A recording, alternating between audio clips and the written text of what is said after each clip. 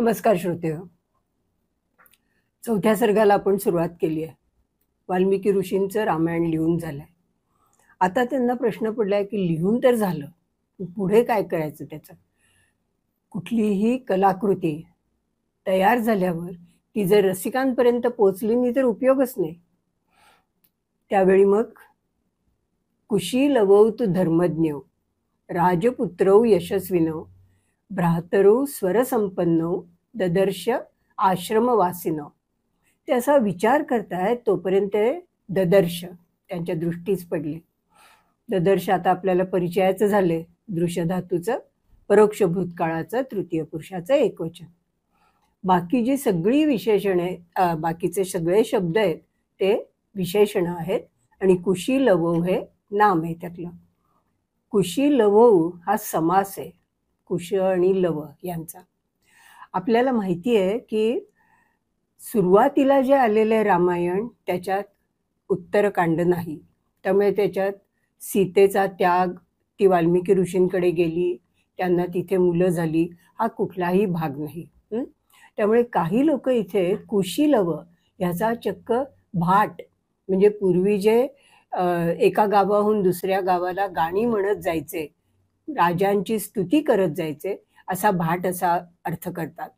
आता प्रश्न असा येतो की कुशीलव आधीचा शब्द का कुश आणि लववर्ण तो झालेला आहे, पण तो वादाचा मुद्दा होईल.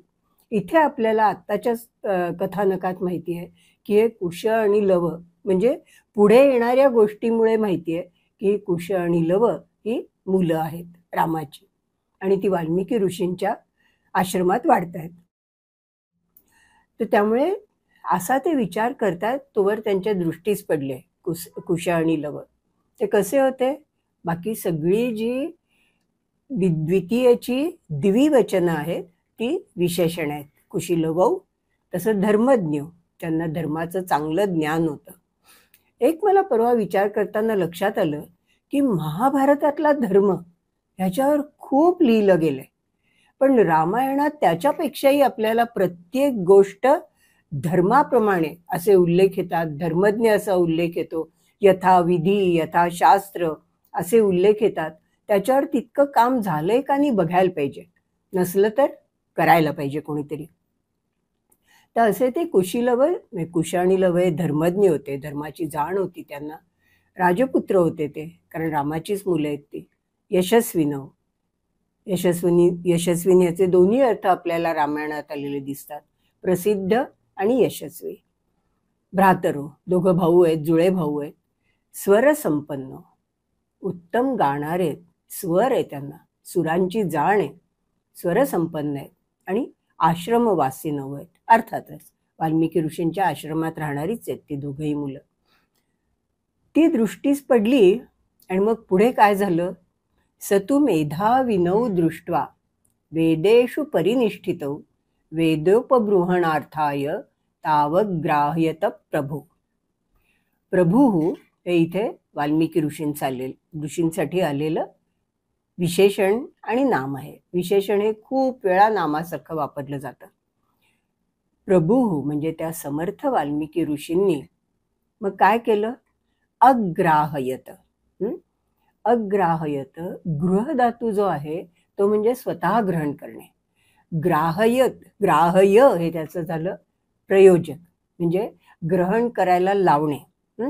आणि अग्राह्यत हे त्याचं भूतकाळाचं तृतीय पुरुषाचं प्रयोजकाचं एकवचन.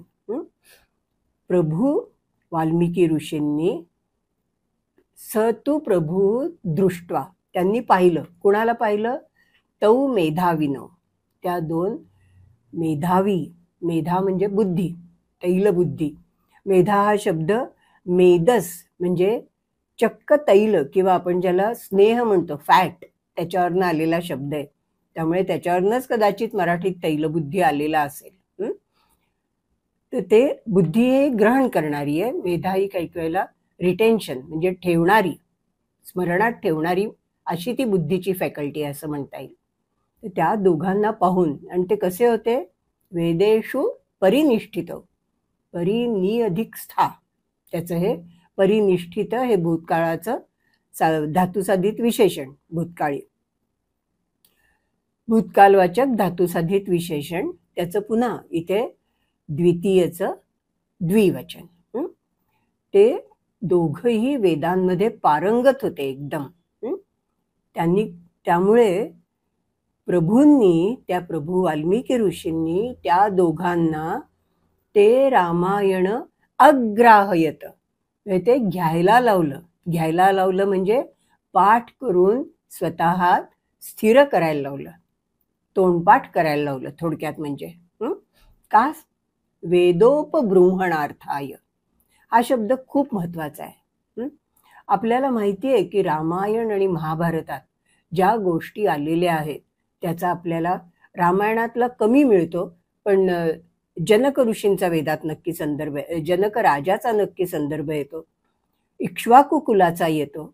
तसंच महाभारतातल्याही अनेक कथांचं बीज आपल्याला वेदात सापडतं. आणि इतिहास पुराणाभ्याम वेदम समुपबृंहयेत अशी प्रतिज्ञाचे मुळी, की इतिहास आणि पुराण यांची का झाली, निर्मिती का झाली. आपल्याला माहिती आहे की वेदांचा अधिकार सगळ्यांना नव्हता. म्हणजे वेदातलं ज्ञान होतं लोकांना, पण वेदांचा अधिकार नव्हता. का नव्हता? आपण पाहतो की भारतात अतिशय वैविध्य उच्चारांचं. आपण जो शब्द यज्ञ असा उच्चारतो महाराष्ट्रीय लोक, त्याचा बंगाली लोक काय उच्चार करतात? जॉग्ग.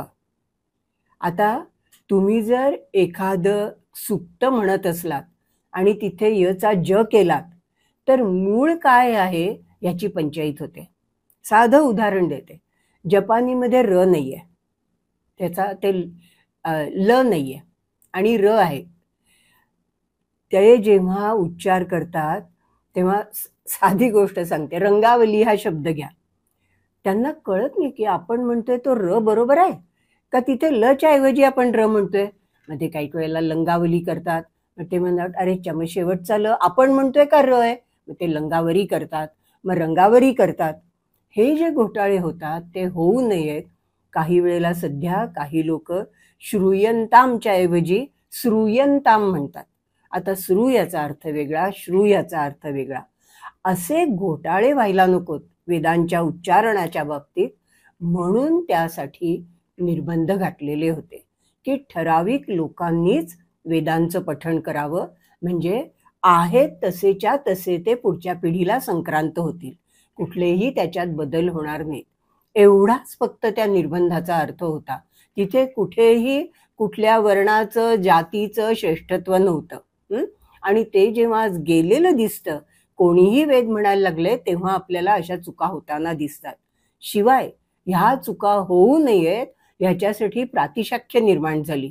ती आपल्याला कसं शिकवतात की हा श उच्चारायचा आहे ना, तो जीभ घ्या, ती वर टाळ्याला लावा, ती मागे करा आणि मग श उच्चारा.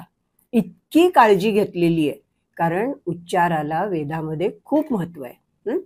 तर त्यामुळे पण आता ह्यातलं ज्ञान तर लोकांपर्यंत पोचायला पाहिजे, म्हणून इतिहास आणि पुराण यांची निर्मिती झालेली आहे. वेदांचं उपबृंहण म्हणजे वाढवणं, म्हणजे थोडक्यात स्पष्टीकरण. म्हणून वेदांच्या स्पष्टीकरणासाठी आणि त्यातलं ज्ञान सर्वसामान्य लोकांपर्यंत पोचवण्यासाठी इतिहास आणि पुराण यांची निर्मिती झालेली आहे. नाहीतर आपल्या सगळ्या संतांना एवढं वेदांत तत्वज्ञान कुठून कळलं हो? ह्यांच्यामुळेच कळलं. पुराणिकांनी जे कार्य केले ना हिंदू धर्माच्या आणि तत्वज्ञानाच्या रक्षणासाठी, ते खरोखरी अलौकिक आहे. तर तो हा वेदोपबृंहण. तर त्यांनी वाल्मिकी ऋषींनी अशा रीतीने वेदांच्या स्पष्टीकरणासाठी त्यांचं काय म्हणायचं त्याला, एलॅबोरेशन ज्याला म्हणतो आपण, त्याचा अर्थ विशद करून सांगण्यासाठी त्या दोन मुलांना त्याचं ग्रहण करायला लावलं रामायणाचं. काव्यम रामायणम कृत्स्नम सीतायाश्चरितं महत् पौलस्त्य वधम इत्येव चकार चरितव्रतः. त्या रामायणात काय काय केलेलं होतं, त्या काव्यात काय काय केलेलं होतं? तर चरितव्रतः म्हणजे पुन्हा वाल्मिकी ऋषींचं विशेषण आहे. ज्यांनी व्रतांचं आचरण केलेलं आहे. मराठीत आपण चर ह्याला आणखीन एक उपसर्ग लावतो, आचर, आणि मग आचरण, आचरित असे शब्द करतो. तर ज्यांनी अनेक व्रतांचं आचरण केलेलं आहे, परिपालन केलेलं आहे, अशा वाल्मिकी ऋषींनी हे काव्य केलंय. त्याच्यात काय आहे? रामायण आहे. आपण हे मागे पाहिलेले आहे. रामायणात 2 शब्द आहेत, राम आणि अयन. म्हणजे रामानी केलेली, रामाची गती, म्हणजे रामानी आयुष्यात कालदृष्ट्या आणि स्थलदृष्ट्या जे जे काही केलं, खऱ्या अर्थाने पायाने चालणं, आणि चरित्र म्हणजे त्यांनी जे जे काय गोष्टी केल्या त्या सगळ्याला मिळून रामायण म्हणतात. त्यामुळे त्यांनी रामायण म्हणजे रामाचं सगळं चरित्र ह्याच्यात लिहिले. त्याचप्रमाणे सीतायाः चरितं महत्, सीतेचंही महान चरित्र त्याच्यात लिहिलेलं आहे. आणि त्याचबरोबर पौलस्त्यवधम, पुलस्त्य आपल्याला माहिती आहे, त्याचा मुलगा तो पौलस्त्य, हे रावणाचं तद्धित आहे. त्याचा मुलगा या अर्थाने आलेला तो आदिवृद्धी झाली, पूचं पौ झालं, आणि पौलस्त्य हे रावणाचा उल्लेख त्यांनी पौलस्त्य या नावाने केला. त्याच्यात ह्या दोघांचं जसं चरित्र आहे तसा रावणाचा केलेला वध, कारण ते महान कार्य करण्यासाठीच विष्णूंनी अवतार घेतला होता रामाचा, त्यामुळे ती तर घटना आलीच पाहिजे. तर ह्या 3 गोष्टी मुख्यतः वाल्मिकी ऋषींनी रामायणात लिहिलेल्या आहेत. आता रामायण कसं आहे त्याच्याबद्दल पुढे येतं. पाठ्ये गेये च मधुरम, प्रमाणैः त्रिभिर अन्वितम, जातिभिः सप्तभिर्बद्धम, तंत्रीलय समन्वितम. रामायणम पाठ्ये गेये च मधुरम. पाठ्य म्हणजे वाचायसाठी, पठ म्हणजे वाचणे. पाठ्य आहे त्याच्यापासून कर्मणी विद्यर्थ धातुसाधित विशेषण, जे वाचायला पण अतिशय मधुर आहे, गोड आहे. गेये म्हणजे गायला, गई धातूपासून गेय हे विशेषण झालं. तसंच कविधावी, गायला सुद्धा ते अतिशय मधुर आहे. शिवाय काय आहे? 3 प्रमाणांनी अन्वित आहे. आता प्रमाण म्हटलं की साधारणपणे संस्कृतात प्रमाण म्हणजे ज्ञान मिळवण्यासाठीचं साधन. प्रत्यक्ष हे प्रमाण, अनुमान हे प्रमाण. इथे तो अर्थ नाही, कारण इथे गेयाशी संबंधित आहे, गानाशी संबंधित आहे. त्यामुळे 3 प्रमाण म्हणजे 3 प्रकारे गायलं जातं. मंद्र, मध्य आणि तार ही सप्तकांची प्रमाण आहेत. त्यामुळे ह्या 3 सप्तकांचा प्रमाणांनी उल्लेख होतो. तर हे जे काव्य आहे त्या 3ही प्रमाणांमध्ये गेय आहे. तसंच सप्तभिः जातिभिः बद्धम आहे. जाती म्हणजे जाती स्वर, मूळ स्वर जे आहेत ते 7 आहेत, सारे गम पध निसा. त्या स्वरांनी सुद्धा त्या स्वरांमध्ये बांधलेलं आहे, त्यामुळे ते गेय आहे. आणि तंत्री लय समन्वितम, तंत्री म्हणजे कुठलंही तार असलेलं संगीताचं वाद्य. त्यामुळे इथे आपण तंबोरा म्हणू शकतो, पण आपल्याला माहिती आहे की हे दोघं वीणा घेऊन निंडायचे, त्यामुळे इथे वीणा असा अर्थ येईल. त्यालाही तारा असतातच. त्यामुळे वीणेच्या तालावर लय, वीणेच्या लयीवर ते गाता येईल असं केलेलं होतं. समन्वित म्हणजे सम, अनु आणि ई, त्याचं विशेषण झालं भूतकालवाचक. त्यामुळे ते वीणेच्या तालावर गाण्यासारखं होतं. आणखीन काय होतं? हास्य शृंगार कारुण्य रौद्र वीर भयानकैः बीभत्सादिरसैर्युक्तम काव्यमेतत् अगायताम. करता आहे तौ, तौ कुशीलव. अगायताम एक गई धातूचं अनद्यतन भूतकाळाचं तृतीय पुरुषाचं द्विवचन. त्या दोघांनी एतत् काव्यम अगायताम, हे काव्य गायलं. ते कसं होतं? रसैः युक्तम, त्याच्यात रस होते. रस हे साहित्य कृतीमध्ये येणारा महत्वाचं अंग आहे. भरतनाट्यशास्त्रात हा रस सिद्धांत येतो. पुढे तो आणखीन विस्तृतपणे मांडलेला आहे. रस हे इथे 7 सांगितलेले आहेत. एक हास्य, दुसरा शृंगार.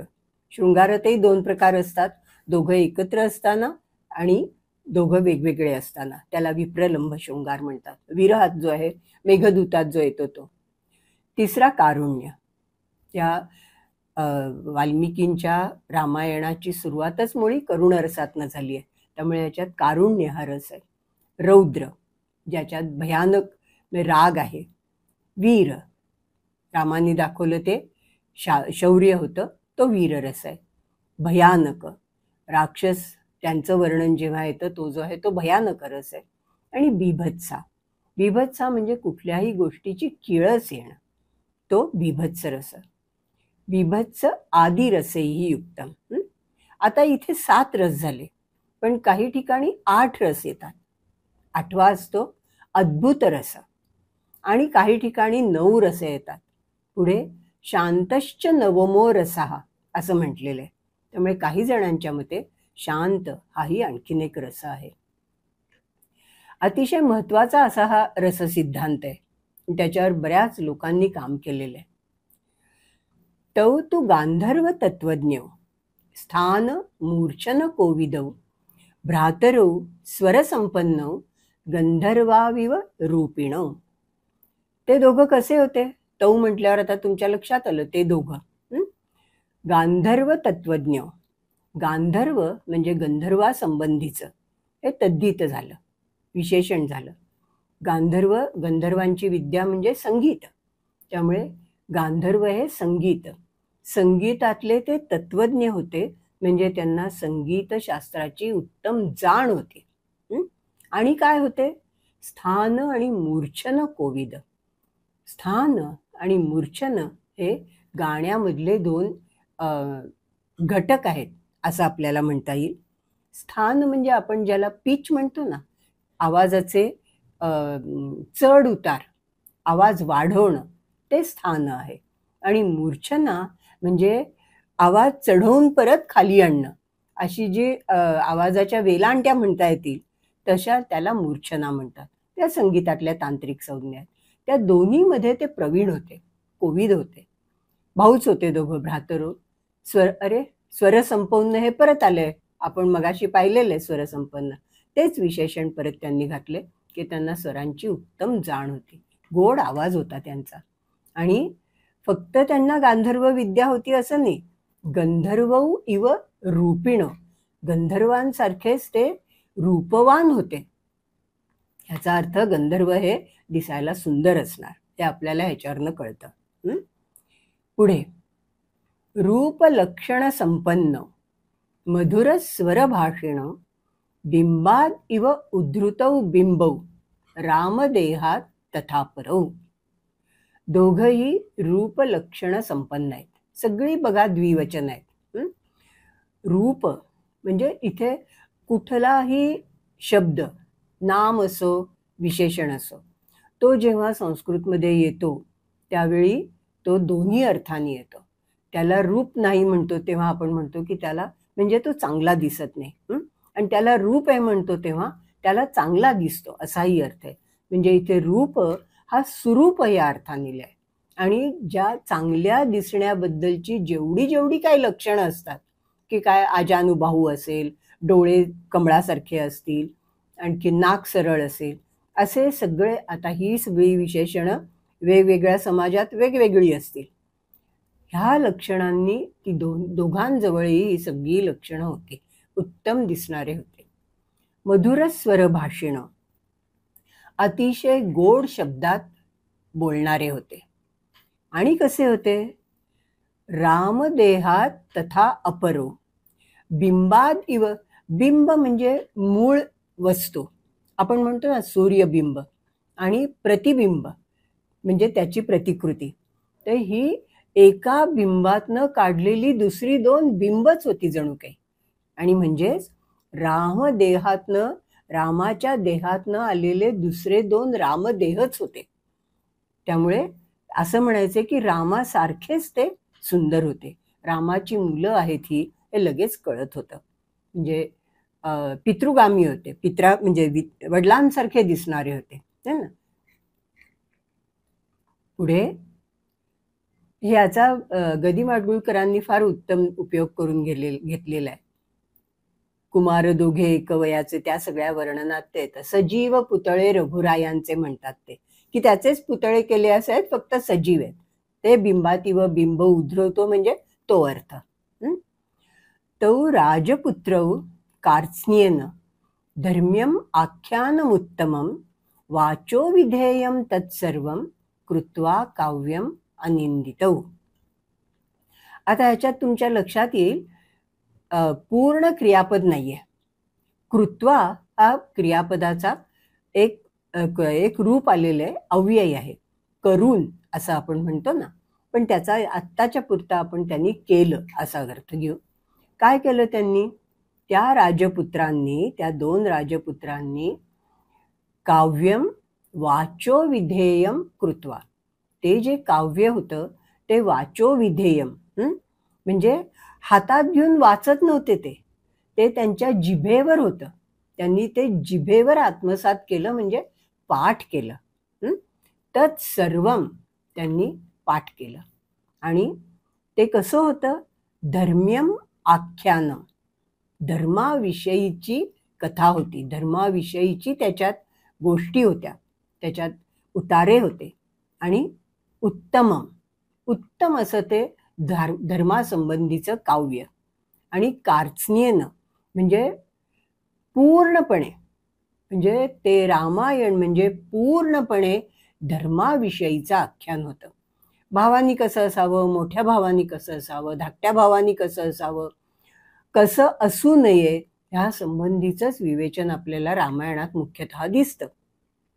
अगदी रावणाचं चरित्र घेतलं तरी सुद्धा आधीचा रावण कसा होता, कसा भक्त होता, नंतर तो जेव्हा त्याला गर्व झाला तेव्हा कसं त्याच्यात दुर्गुण आले, ह्या सगळ्या गोष्टी म्हणजे तेही आपल्याला धर्मच सांगतात. काय करावं, काय करू नये हे सांगतात. त्यामुळे ते धर्मीय. ते सगळं त्यांनी पाठ करून टाकलं. आणि ते कसे होते? अनिंदित. हा नेगेटिव्हली म्हणजे काय म्हणायचं, नकारात्मक मार्गाने चांगलं म्हणण्याचा मार्ग आहे. म्हणजे त्यांच्यात निंदा करण्यासारखं काहीही नव्हतं. म्हणजे ते अतिशय उत्तम आणि सर्वगुणी परिपूर्ण दोघंही होते. ऋषीणांच द्विजातीना साधूनांच समागमे यथोपदेशम तत्वज्ञो जगतुस्तौ समाहितौ. आता ह्याच्यात तौ जगतुः, जगतुः हे गई, त्याच्यापासनं तृतीय पुरुषाचं द्विवचन आलेलं आहे. ते दोघं गात गेले. ते कसे? समाहितो, अतिशय एकाग्रतेने. सम आधा म्हणजे सगळं एकत्र ठेवणे. ते जेव्हा तुम्ही काय ठेवता एकत्र? काया वाचा मन. तुमच्या मनात दुसरा काहीही विचार नसतो. जे करायचं ठरवलंय तेच तुमच्या जिभेवर येतं आणि तेच तुम्ही शरीराने करता. ती समाधी खरी. तर अशा प्रकारे अत्यंत एकाग्रतेने त्यांनी ते काव्य गायलं. कसं? यथोपदेशम, जसं त्यांना शिकवलं होतं. यथा उपदेशः तथा उपदेशम अनतिक्रम्य असा तो समास सोडवतात. त्यांना जसं शिकवलं होतं वाल्मिकी ऋषींनी तसं त्यांनी ते काव्य गायलं. आणि ते कसे होते? तत्वज्ञ, त्यातलं जाण होती त्यांना. कुठे गायलं त्यांनी? समागमे, म्हणजे जिथे खूप लोक एकत्र येत होते तिथे. कोण कोण एकत्र येत होते?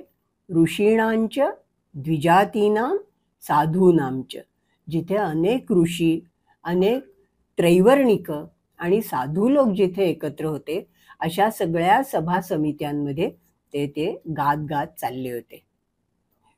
महात्मानो महाभागौ सर्व लक्षण लक्षितौ, 12व्यात 3 ओळी आहेत. महात्मानो महाभागौ सर्व लक्षण लक्षितौ हा 12व्या श्लोकाचा भाग आहे. अर्थातच ते दोघं, त्या म्हणजे लव आणि कुश यांचं ते वर्णन आहे. ते कसे होते? महात्मे होते, महाभाग होते, म्हणजे अतिशय दैववान होते, सामर्थ्यवान होते. आणि पुन्हा सर्व लक्षण लक्षितौ, सर्व योग्य लक्षणांनी, उत्तम लक्षणांनी युक्त होते. आता लक्षण लक्षितौ ही थोडीशी आपल्याला पुनरुक्ती वाटेल की लक्षणांचंच म्हणजे लक्षणच त्यांच्यावर लक्षित होती. पण ही थोडीशी संस्कृतची स्टाईल आहे. बंधनेन बद्धम अशा प्रकारची. पुढचा श्लोक आता घेऊया. तौ कदाचित समेतानां ऋषीणां भावितात्मनां आसीनानां समीपस्थौ इदं काव्यम अगायताम. असेच ते गात गात जात असताना एकदा कदाचित एकदा केव्हा तरी ऋषीणां भावितात्मनां आसीनानां समीपस्थौ. ते कुठे होते? जवळ होते. कुणाच्या जवळ होते? बाकीच्या ज्या सगळ्या आहेत त्या षष्ठीचं बहुवचन आहे. ऋषींच्या जवळ होते. ते ऋषी कसे? भावितात्मन. भू म्हणजे होणे, असणे. भावित म्हणजे त्याच्यावर प्रक्रिया करणे, त्याच्यावर कष्ट घेणे. त्यांनी त्यांच्या आत्म्यावर कष्ट घेऊन त्याला सुसंस्कृत बनवलेलं होतं. हा भावितात्माचा अर्थ आहे. अतिशय सुसंस्कृत. आणि तिथे जवळ बसलेले होते. समेताना एकत्र आलेले होते. त्यावेळी त्यांच्या जवळ बसून ह्या दोघांनी त्या काव्याचं गायन केलं. इदम काव्यम अगायता. मागे आलंच होतं हे अनद्यतन भूतकाळाचं तृतीय पुरुषाचं द्विवचन. तच्छ्रुत्वा मुनयः सर्वे बाष्पपर्याकुलेक्षणाः साधु साधु इति तौ ऊचुः परम विस्मयमागताः. ऐकलं ते त्या मुनींनी. तच्छ्रुत्वा ते सर्वे मुनी, काय स्थिती झाली त्यांची? बाष्पपर्याकुलेक्षण. त्यांना डोळ्यातनं पाणी आलं. त्यांच्या धूसर झाले त्यांचे डोळे, डोळ्यात पाणी येऊन. आणि काय इतकं सुंदर त्यांनी गायलं की ते त्यांच्या ऋषींच्या मनाला भिडलं. आणि परम विस्मयम आगतः. त्यांना इतकं आश्चर्य वाटलं की एवढीशी मुलं किती उत्तम प्रकारे हे सगळं काव्य पाठ करून पाठ म्हणतायत उत्तम रीतीने. आणि त्यामुळे त्या दोघांना ते वा वा फारच छान, साधू साधू असं त्यांनी त्यांना शाबासकी दिली. ते प्रीत मनसः सर्वे मुनयः धर्मवत्सलाः प्रशशंसुः प्रशस्तव्यौ गायमानौ कुशीलवौ. मूळ वाक्य काय झालं? मुनयः प्रशशंसुः. मुनींनी प्रशंसा केली. प्र अधिक शंस धातू, त्याचं परोक्ष भूतकाळाचं तृतीय पुरुषाचं बहुवचन. ते मुनी कसे होते आता? प्रीत मनसः. समाधान वाटलं त्यांना. ते रामायण ऐकलं आणि खरोखरी अतिशय आनंद झाला. धर्मवत्सलाः. अर्थातच रामायणातले मुनी ऋषी म्हणजे त्यांना धर्मप्रिय पाहिजेच. वत्सल हा शब्द वत्स याच्यावरनं आलाय. वत्स म्हणजे कालच झाली आहे वसुबारस, गाईचं वासरू. त्याच्यावरनं त्याला जी आपण भावना दाखवली जाते ती वत्सलता गाईमध्ये असते. ती त्या वत्सवरनंच पुढे बेटा वगैरे हे शब्द आलेले आहेत. तर ते धर्मवत्सल मुनी होते. त्यांनी त्यांची स्तुती केली. आणि उगासने स्तुती केली, कारण ते दोघं कसे होते? प्रशस्तव्य. ते स्तुतीला पात्र होते. प्रधिक्षस त्यातनं कर्मणी विद्यर्थ धातुसाधित विशेषण प्रशस्तव्य होते. आणि गायमानो कुशीलव, त्या गाणाऱ्या कुशीलवांची त्यांनी स्तुती केली. अहो गीतस्य माधुर्यम श्लोकानांच विशेषतः चिरनिर्वृत्तमप्येतत् प्रत्यक्षमिव दर्शितम. काय स्तुती केली त्यांनी? अहो गीतस्य माधुर्यम. हो, काय या गाण्याची गोडी. अक्षरशः असंच आहे. अहो गीतस्य माधुर्यम. आणि त्यातही पुन्हा विशेषतः श्लोकानांच माधुर्यम. म्हणजे फक्त गातायत सुंदर असं नाही, त्यातले श्लोक किती गोड आहेत. मगाशी आलो होतं ना की पाठ्ये गेयेच मधुरम, त्याचाच इथे पुनरुच्चार केलेला आहे की नुसतं गातायत गोड असं नाही, मूळ पाठ्य जे ते सुद्धा अतिशय, ते श्लोक सुद्धा अतिशय मधुर आहेत. आणि चिरनिर्वृत्तम अपि एतत् चिरनिर्वृत्तम. निर अधिक रू म्हणजे घडणे. हे सगळं किती पूर्वी घडलेलं आहे, तरी सुद्धा या दोघांनी अशा प्रकारे गायलंय आणि वाल्मिकी ऋषींनी अशा प्रकारे रचलंय की प्रत्यक्षमिव दर्शितम. काय वाटलं, आपल्या डोळ्यासमोर घडलंय असं त्यांनी दाखवलंय. याच्यापेक्षा आणखीन काही कौतुकाचा शब्द असता असं नाही. हा म्हणजे सर्वोच्च प्रशंसा आहे असं मला वाटतं. प्रविश्यता उभौ सुष्ठु तदा भावम अगायताम सहितौ मधुरम रक्तम संपन्नम स्वरसंपदा. तौ उभौ प्रविश्य, ते दोघं तिथे आले आणि तदा भावम सुष्ठु अगायताम. आता भाव म्हणजे इथे काय घ्यायचं, तर जे काही भाव याचा अर्थ अस्तित्व, जे पुढ्यात होतं ते. मग पुढ्यात होतं ते गीत असेल, पाठ्य असेल, श्लोक असतील. म्हणजेच त्यांनी त्या आपल्याला आता ते काव्य आहे, ते काव्य त्यांनी अतिशय सुष्ठू सुंदर पद्धतीने गायलं. सहित एक वेगळं गातोय दुसरा वेगळं गातोय असं नव्हतं. दोघांनी एकत्र तालात एकमेकांना धरून ते गायलं. मधुरम अर्थातच अतिशय गोडपणे गायलं. रक्तम, आता रक्तम ह्याच्यात धातू आहे रंज. रंज म्हणजे रंजचं हे कर्मणी धातुसाधित विशेषण झालं, भूतकालवाचक धातुसाधित विशेषण झालं रक्त. इथे रक्तम हे काव्यम पण होईल, भाव म्हणजे कृतीचं पण वर्णन होईल, आणि मला इथे हे जास्त क्रियाविशेषणासारखं घ्यावंसं वाटतं. रंज म्हणजे त्याच्यात रंगून जाऊन, म्हणजे त्यांनी भान विसरून ते त्याच्यात रंगून जाऊन, आणि स्वरसंपदा संपन्नम, स्वरसंपदा म्हणजे उत्तम स्वर, संपत्ती म्हणजे काय, उत्तम असणं, उत्तम आवाजात त्यांनी ते अतिशय रंगून जाऊन अतिशय मधुर आवाजात ते गायलं. ही त्यांनी मुनींनी प्रशंसा केली आहे. हे न वर्णन नाहीये. वरती जे हे म्हणाले ऋषी, जे साधू साधू म्हणाले, ते नुसतं ते छान छान म्हणून ते थांबले नाहीत. का आम्ही छान म्हणतोय तेही ते आता स्पष्ट करतायत. या 2 श्लोकात त्यांनी ते स्पष्ट केलंय.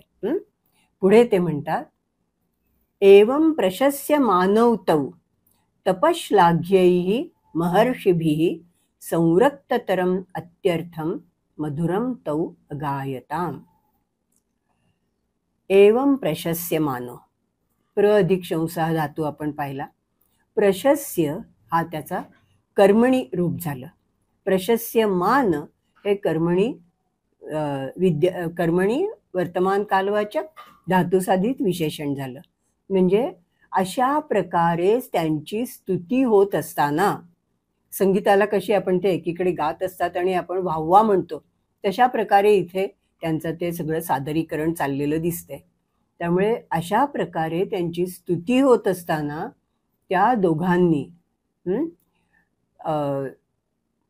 मधुरम तौ अगायताम, पुन्हा तौ आलेले, त्यांनी ते अतिशय गोडपणे गायलं.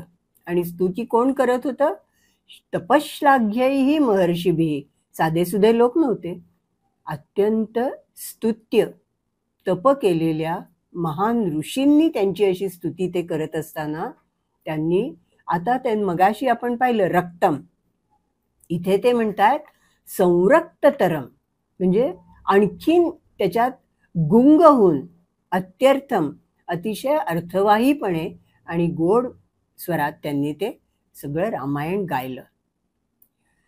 प्रीतक कश्चित मुनिस्ताभ्याम संस्थितः कलशं ददौ प्रसन्नो वल्कलं कश्चित ददौ ताभ्याम महायशाः. आता गाण्यानंतर बिदागी असते, पण बिदागी हा भाग वेगळा. उत्स्फूर्तपणे लोक देतात ना, त्याचं वर्णन इथे आले.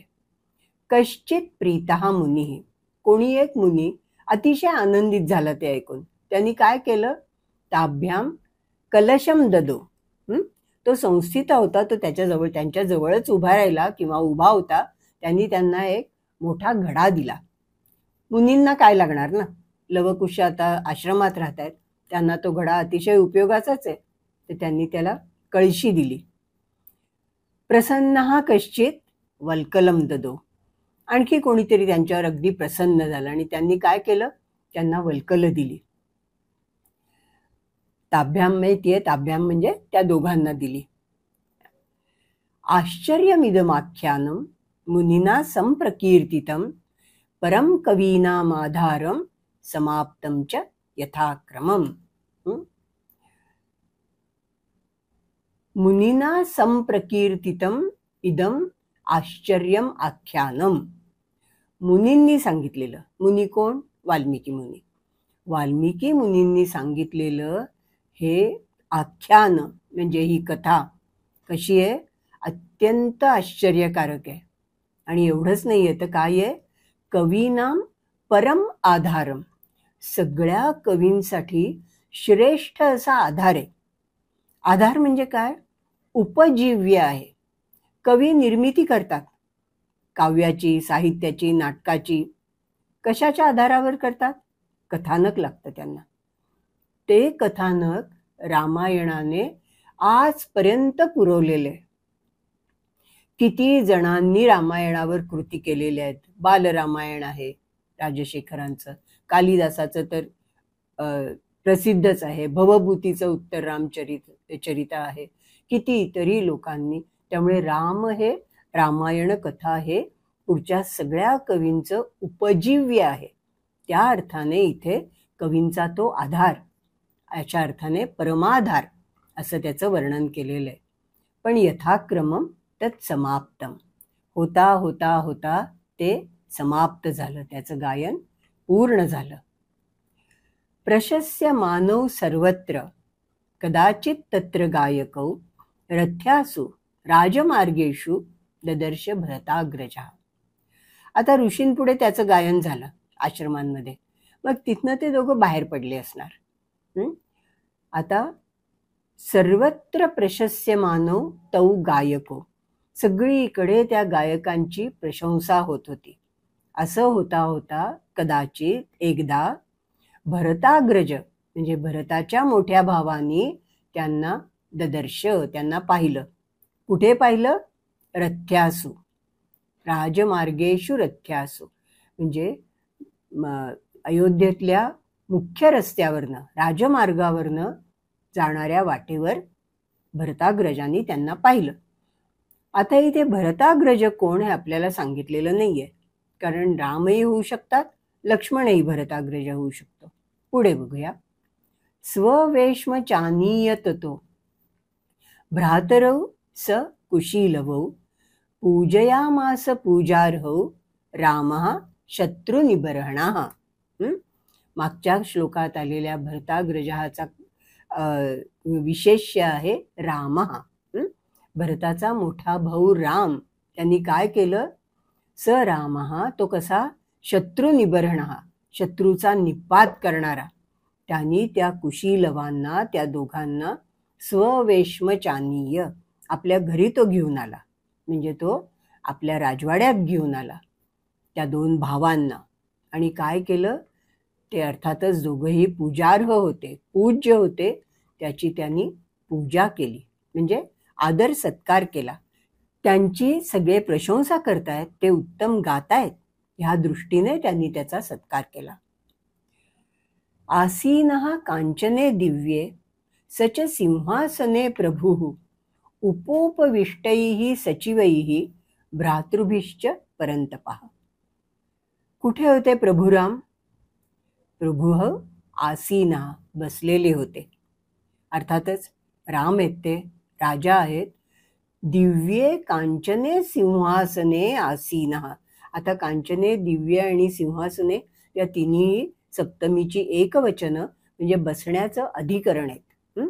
सोन्याच्या अगदी स्वर्गीय अशा सिंहासनावर ते बसलेले होते. हे आणि एकटे होते का? नाही. सचिवैः भ्रातृभिश्च उपोपविष्टैः आसीनः. त्यांच्या जवळ, उप म्हणजे जवळ, कोण कोण बसलेले होते? त्यांचे मंत्री होते, सचिव होते. आणि भ्रातृभी, भ्रातृभी अनेक वचन आहे, कारण त्यांना 3 भाऊ आहेत. त्यांच्यासह ते बसलेले होते. आणि ते राम कसे? परंतपः, शत्रूला सळो की पळो करून सोडणारे. दृष्ट्वा तु रूपसंपन्नौ तावुभौ वीणिनौ ततः उवाच लक्ष्मणं रामः शत्रुघ्नं भरतं तथा. रामः लक्ष्मणं उवाच. हे अगदी तुम्हाला आता मूळ वाक्य कळलं. राम लक्ष्मणाला म्हणाला आणि शत्रुघ्नं भरतं तथा, तसंच शत्रुघ्न आणि भरत यांनाही उद्देशून म्हणाले. केव्हा तौ उभौ रूपसंपन्नौ वीणिनौ दृष्ट्वा.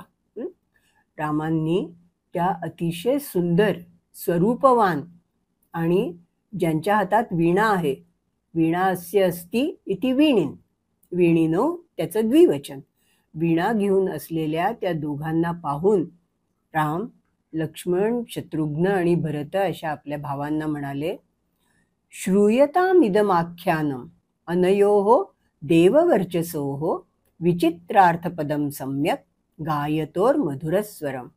ऐका ऐका हे आख्यान.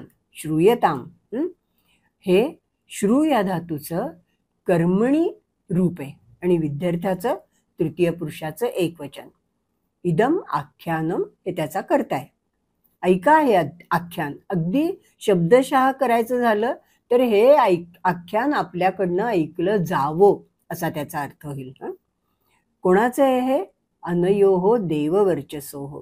हे दोघं जे गातायत ना, आणि ते कसे आहेत, देवांसारखी लखलखती कांती आहे त्यांची. देववर्चस, वर्चस म्हणजे कांती, तेज.